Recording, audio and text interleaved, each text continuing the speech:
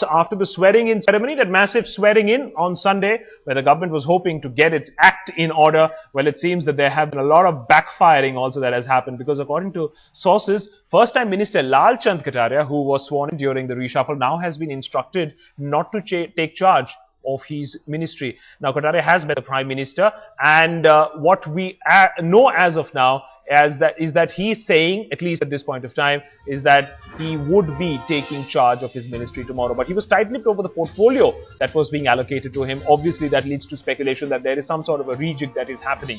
Now, Lal Chand Kataria is a first-time MP from Rajasthan. The Prime Minister's office has put on hold the decision to appoint him as the first time in the MOS, in the Defence Ministry. It is learned that the UPA government is rethinking of accommodating him in another ministry after late realization that politically it would not be suitable to have two ministers of state from the same state of Rajasthan, that too in the same ministry.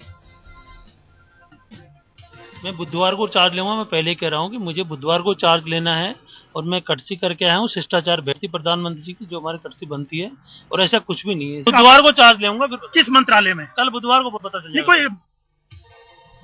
All right, so obviously there's a lot of political action that is flowing in here as well. We'll keep a track over what really happened here, what is the inside story, and why is it that the minister is not telling us exactly which ministry is he going to occupy. Is it actually going to be MOS Defence, or would he be accommodated in the next few hours in another ministry? We will keep a track.